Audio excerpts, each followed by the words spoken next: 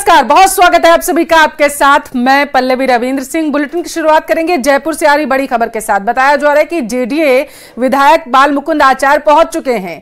JDC Anandi से अवैध निर्माणों को लेकर के उन्होंने शिकायत की। कल हुए हमले को लेकर विधायक ने जेडीसी से शिकायत की है। तो जेडीए की खाली जमीनों पर अवैध कब्जे को लेकर के शिकायत की गई है। इस वक्त की बड़ी खबर जयपुर से आपके टेलीविजन स्क्रीन पर है, जहां पर विधायक ने कहा है कि वक्फ बोर्ड के नाम पर अवैध आवंटन करवाए गए। वक्फ बोर्ड के नाम पर कुछ संस्थाओं ने कब्जे कर लिए हैं। ये बाल मुकुंद आचार्य के जरिए बातें कही गई। उन्होंने कहा है कि मौके पर अवैध गतिविधि का वहां पर संचालन किया जा रहा है और इसे रोका जाए। तो इस वक्त की बड़ी खबर है आपके टेलीविजन स्क्रीन पर। जेडीए विधायक बाल मुकुंद आचार्य पहुंच चुके हैं और वहां पर पहुंचकर उन्होंने जेडीसी से मुलाकात की, शिकायत की गई है उनके जरिए। उन्होंने कहा है कि वक्फ बोर्ड को अवैध तरीके से संपत्ति का जो है अधिग्रहण करवा दिया गया, संपत्ति उन्हें दे दी गई और उसके बाद वहां पर अवैध गतिविधियां जो है संचालित की जा रही है।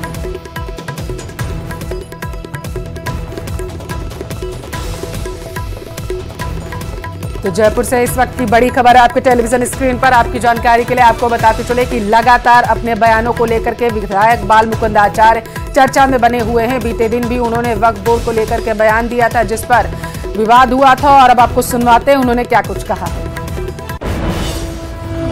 मुलाकात का मुख्य उद्देश्य यह था कि एक तो मेरी विधानसभा हॉल के अंदर कुछ जगह पर खाली जमीनों पर जो जेडीए की जमीनें हैं वहाँ पर अवैध अतिक्रमण हो रहे हैं। कुछ जमीनों पर एक वक्फ बोर्ड के बोर्ड बनाकर बोर्ड लगाए जा रहे हैं और एक जगह हमने जाके उसका निरीक्षण किया तो मौके पे लोग हम पर हमला करने आ गए, वहाँ के महिला पुरुष सब मिलकर। और हम वहाँ उन बोर्डों को क्यों लगाया जा रहा है उसके कागज मांग रहे हैं उनसे हम कि आप कब्जा कर रहे हैं अचानक, तो वो हमारा गलत दुष्प्रचार कर रहे हैं। जयपुर का रुख करेंगे, बड़ी खबर आ रही है। जयपुर में अवैध रूप से रह रहे बांग्लादेशी जो हैं वो पकड़े गए। पुलिस और साइबर सेल की टीम ने यहां पर बड़ी कार्रवाई को अंजाम दिया है। भाकोटा पुलिस ने छापेमार कार्रवाई करते हुए बताया जा रहा है कि 12 संदिग्ध बांग्लादेशी नागरिकों की पहचान के बाद उन्हें दबोच लिया है। तो छापेमारी की गई थी और उसी दौरान यहां पर कामयाबी मिली है टीम को। 6 संदिग्ध बांग्लादेशी नागरिक और एक भारतीय सहयोगी को भी गिरफ्तार किया गया। 6 संदिग्ध बांग्लादेशी नाबालिग और दिव्यांग को भी पकड़ा गया है। ऐसी जानकारी सामने निकल कर आ पा रही है। आपको बता दें कि कई संदिग्ध बांग्लादेशी पासपोर्ट जो हम आपको आपके टेलीविजन स्क्रीन पर दिखा रहे हैं और अन्य दस्तावेजों को जब्त किया गया है।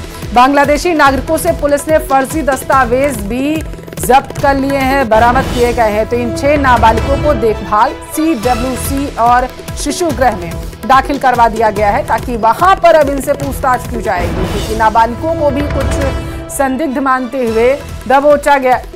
ज्यादा जानकारी लेंगे संवाददाता विष्णु हमारे साथ टेलीफोन लाइन पर जुड़े हुए हैं। विष्णु, अवैध गतिविधि संचालित करते हुए कुछ बांग्लादेशी युवकों को और नाबालिगों को पकड़ा गया है, आपके पास क्या अपडेट है?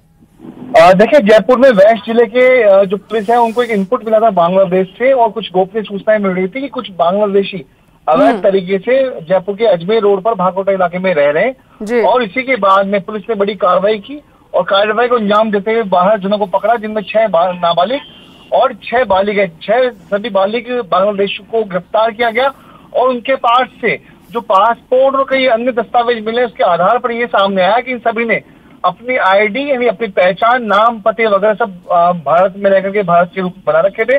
और ये सभी लोग, इनके पास अभी बांग्लादेश के भी डॉक्यूमेंट मिले और भारत में बनाए गए डॉक्यूमेंट भी मिले, जिसी के आधार पर इनको गिरफ्तार किया गया। और सभी यहाँ पर कुछ मजदूरी या अन्य तरह के काम यहाँ पर कर रहे थे। जो नाबालिग हैं उनको इस वक्त शिशु गृह में भेजा गया है। पूरी जो कार्रवाई है वो DCP वेस्ट अमित कुमार बुराने के अगुवाई में पुलिस ने की है और मामले की जानकारी गृह विभाग को भी दी गई है। जी विष्णु, क्या पता चला है? क्या ये किराए पर रह रहे थे या फिर खुद का इन्होंने निवास भी वहां पर बना लिया था? देखिए, ये जो लोग हैं वो जेडीए फ्लैट्स में जयसिंहपुरा यानी भाकोटा थाना इलाके में जयसिंहपुरा है, वहीं पर जेडीए फ्लैट में ये लोग रह रहे थे। हाँ। और इसी की सूचना नहीं, सुहाग खान नाम का जो व्यक्ति है वो अपने परिवार के साथ वहां रह रहा था।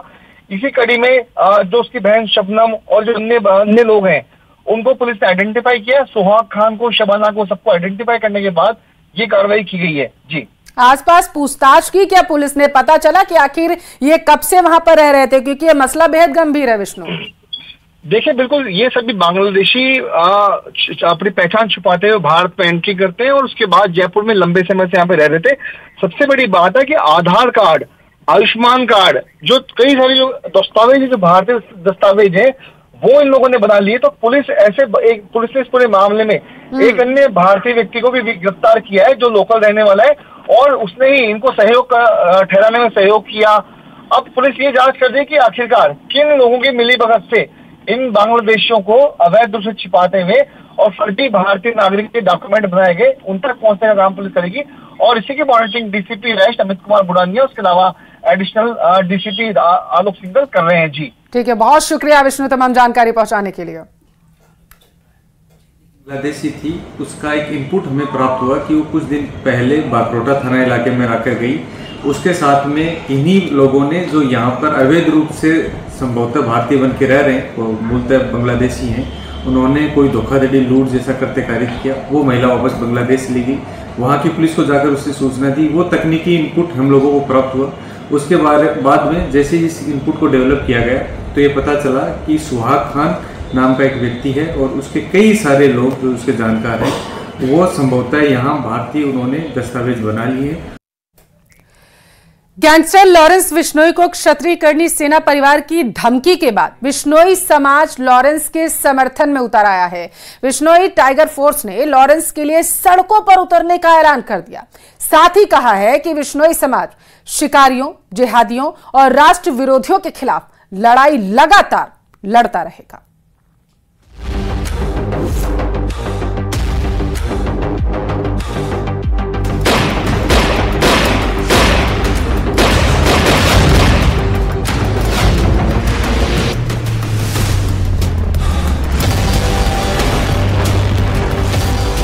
जो पुलिसकर्मी लॉरेंस बिश्नोई का एनकाउंटर करेगा, उस पुलिसकर्मी को 1,11,11,111 रुपए का पुरस्कार कर्णी सेना द्वारा प्रदान किया जाएगा। ये बहुत गलत है और इस तरीके से पुलिस कर्मियों को उकसाना, उनके ऊपर इनाम घोषित करना, ये तालिबानी फरमान की हम खिलाफत करते हैं। लॉरेंस के समर्थन में उतरा बिश्नोई समाज।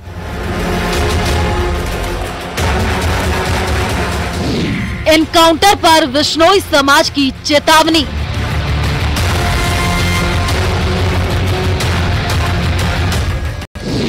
लॉरेंस के लिए सड़क पर उतरने की तैयारी।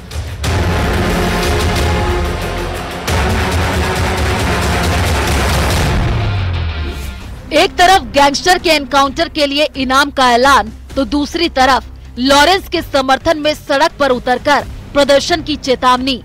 गैंगस्टर के लिए जान कुर्बान कर देने वाले बिश्नोई समाज की मोहब्बत। सीधे शब्दों में कहे तो बिश्नोई समाज और क्षत्रिय कर्णी सेना परिवार अब आमने सामने आ चुका है।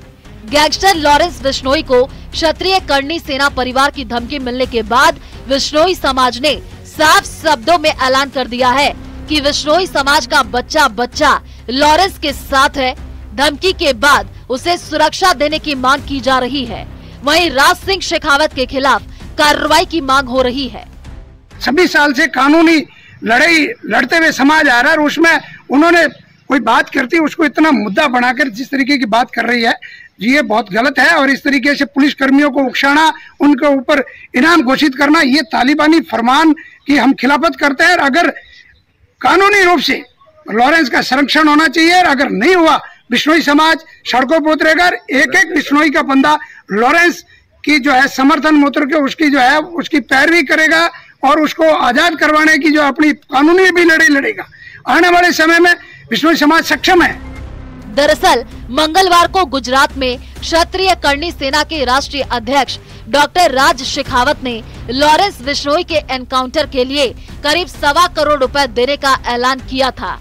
डॉक्टर राज शेखावत का कहना था कि जो भी पुलिस वाला लॉरेंस का एनकाउंटर करेगा, उसे इनाम के साथ उसके परिवार की सुरक्षा की जिम्मेदारी क्षत्रिय कर्णी सेना परिवार की तरफ से दी जाएगी। इसके बाद बिश्नोई समाज के कुछ संगठनों ने भारी आपत्ति जताई है। सोशल मीडिया पर राज सिंह शेखावत का वीडियो सामने आने के बाद विश्नोई संगठन भी लॉरेंस बिश्नोई के पक्ष में सामने आ गए हैं। इन धमकियों के बीच अब आपको ये भी जानना जरूरी है कौन है राज सिंह शेखावत और उन्होंने लॉरेंस के एनकाउंटर पर 1,11,11,111 रुपए का इनाम क्यों घोषित किया। राज शेखावत क्षत्रिय कर्णी सेना परिवार के राष्ट्रीय अध्यक्ष है। राज शेखावत के इंस्टाग्राम पर 4.5 लाख से ज्यादा फॉलोअर्स है। उन्होंने अपने नाम के आगे डॉक्टर भी लगा रखा है। उन्होंने अपनी प्रोफाइल में खुद एक्स BSF और MBA पास बताया है। इसके अलावा प्रोफाइल में उन्होंने खुद को आतंकवाद विरोधी ऑपरेशन वॉरियर भी बताया है। क्षत्रिय कर्णी सेना के राष्ट्रीय अध्यक्ष राज शेखावत पहले बीजेपी में थे। लोकसभा चुनाव से पहले उन्होंने बीजेपी छोड़ दी थी। अब सवाल ये कि उन्होंने क्यों लॉरेंस के एनकाउंटर पर इनाम का ऐलान किया। दरअसल कर्णी सेना के अध्यक्ष सुखदेव सिंह की हत्या से नाराज हैं। कर्णी सेना लॉरेंस को गोगामेड़ी की हत्या के लिए मानते हैं जिम्मेदार। दरअसल 5 दिसंबर 2023 को कर्णी सेना के अध्यक्ष सुखदेव सिंह गोगामेड़ी की घर में घुसकर हत्या कर दी गई थी। लॉरेंस गैंग ने इस हत्याकांड की जिम्मेदारी ली थी। लॉरेंस गैंग के खास सदस्य गोल्डी बराड़ ने एक इंटरव्यू में कबूल किया था कि सुखदेव की हत्या उन्होंने की थी। लॉरेंस फिलहाल गुजरात की जेल में बंद है। ऐसे में एक तरफ बिश्नोई समाज उसकी सुरक्षा को लेकर परेशान है। क्षत्रिय कर्णी सेना की धमकी और बिश्नोई समाज की चेतावनी के बीच अब देखने वाली बात ये होगी लॉरेंस पर शुरू हुआ विवाद कहां जाकर थमता है। Bureau report, news 18 Rajasthan.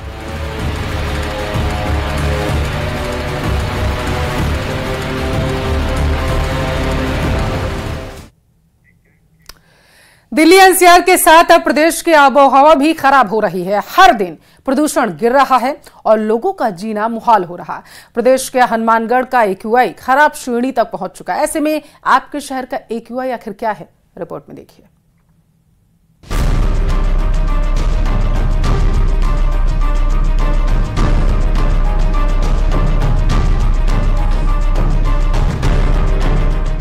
मौसम में बदलाव, प्रदूषण में उछाल, NCR की हवा खराब, प्रदेश का AQI बढ़ा।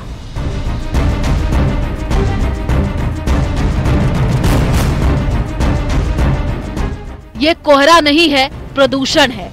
नवंबर की दस्तक से पहले ही दिल्ली NCR की तरह प्रदेश भर में प्रदूषण का स्तर बढ़ गया है।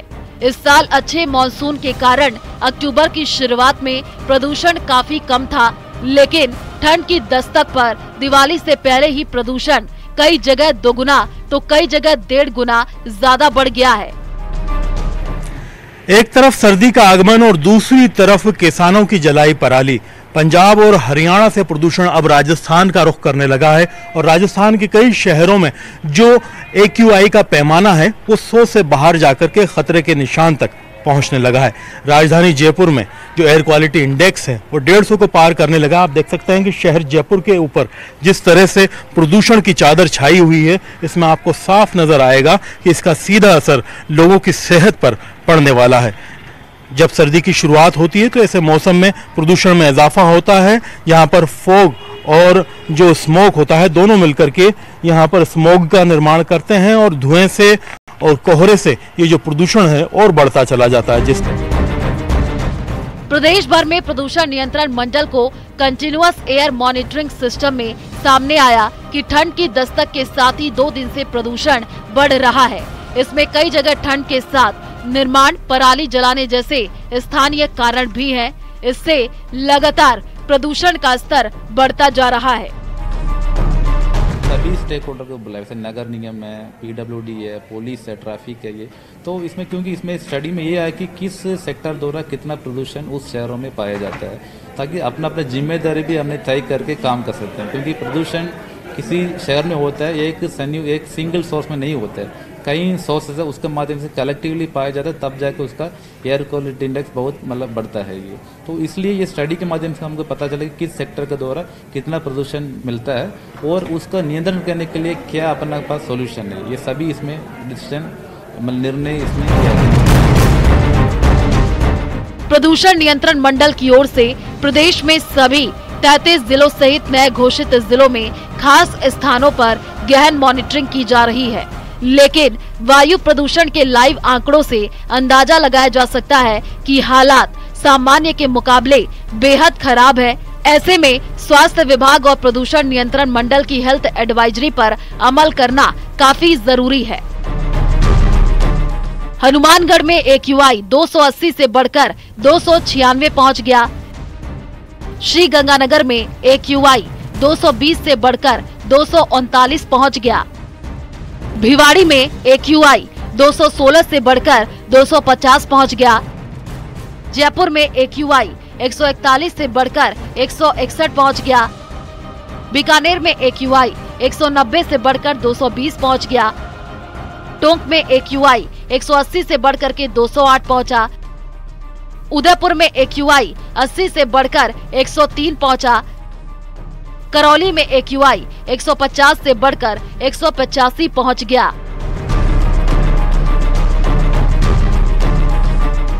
वहीं भिवाड़ी में अभी से AQI खराब स्तर की श्रेणी में आ गया है, जो बेहद खतरनाक स्तर पर बना हुआ है। मंगलवार और बुधवार को पूरे शहर में प्रदूषण के बादल छाए रहे।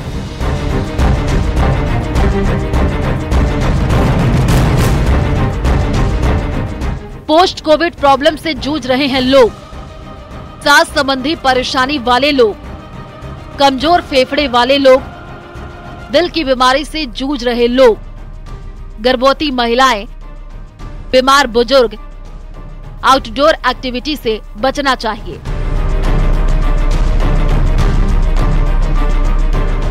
ऐसे में लगातार बढ़ता प्रदूषण प्रदेश की हवा को खराब कर रहा है। वहीं दूसरी ओर प्रदूषण नियंत्रण मंडल की ओर से वायु और ध्वनि दोनों को गहन गणना की जा रही है।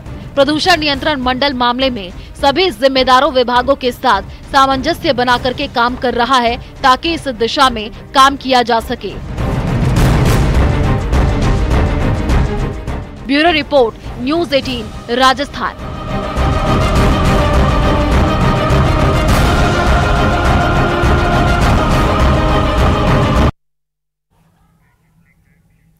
जयपुर का रुख करेंगे। सीकर के फतेहपुर में जो सीवरेज में मजदूरों की मौत हो गई थी, उससे जुड़ा मामला है।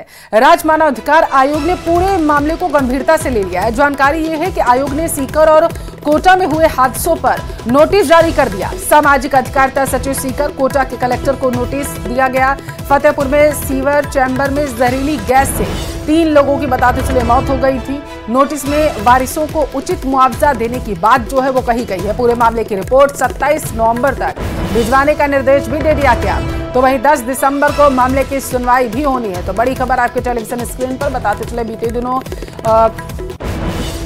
सीवरेज में डूबने से सफाई कर रहे थे मजदूर और इसी दौरान उसमें फंस गए थे, जिसकी वजह से उनकी मौत हो गई थी। प्रदेश में बीते 1 दशक में हुई लगभग सभी प्रतियोगी परीक्षाएं शक के दायरे में आ चुकी हैं। इन पेपर लीक केसों की जांच के लिए भजनलाल सरकार ने SIT का गठन कर रखा है, जो आए दिन नए खुलासे कर रहे हैं। रिपोर्ट में देखिए।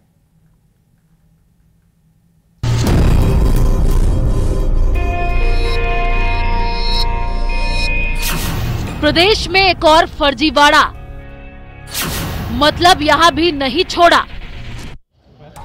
पेपर लीक केस की जांच में जुटी SOG एक के बाद एक भर्ती परीक्षा में हुई धांधलियों की तह में जाने का पुरजोर प्रयास कर रही है।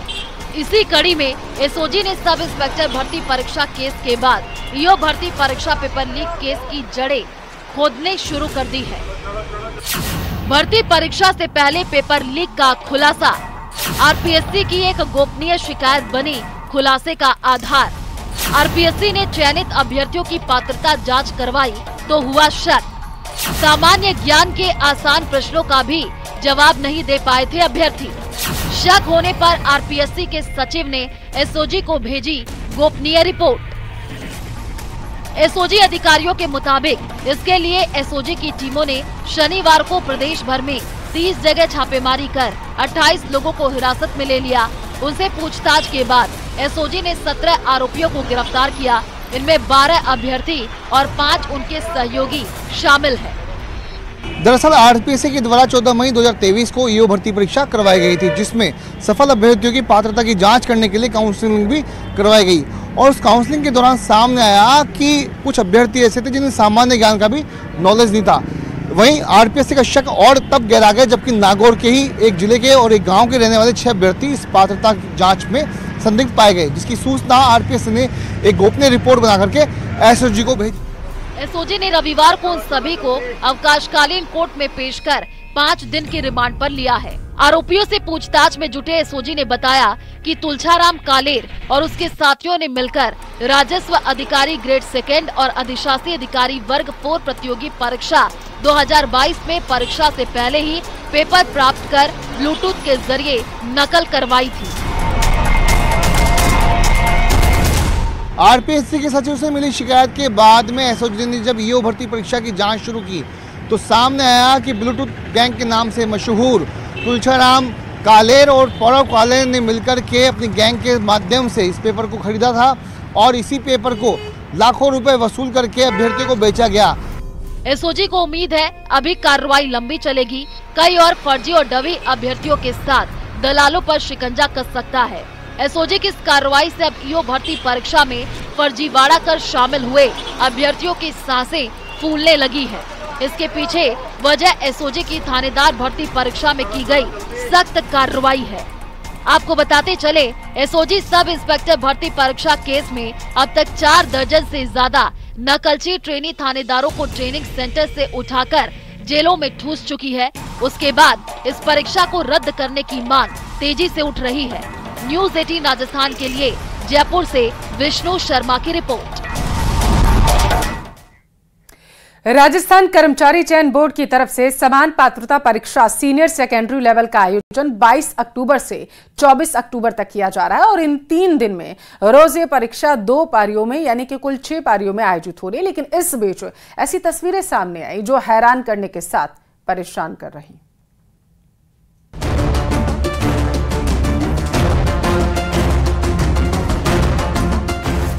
अलवर की सड़कों पर दुकानों के बाहर रात बिताने वाले ये तमाम युवक समान पात्रता परीक्षा सीईटी सीनियर सेकेंडरी लेवल के छात्र हैं, लेकिन ये तस्वीरें बद इंतजामी की हकीकत बयां कर रही हैं। राजस्थान कर्मचारी चयन बोर्ड की तरफ से प्रदेश में 22 से 24 अक्टूबर तक परीक्षा का आयोजन किया जा रहा है। ऐसे में दूर दूर से परीक्षा देने आए छात्रों को न तो रहने की व्यवस्था मिल पा रही है, न ही खाने पीने की। ऐसे में छात्र बेहद खफा नजर आए हैं। रात का 1 बज रहा है, ना तो यहाँ पे खाने की व्यवस्था है, ना पीने की व्यवस्था है, ना सोने की व्यवस्था है। और जो उन्होंने मतलब बस की व्यवस्था भी की है वो भी ऐसी है कि वहाँ पे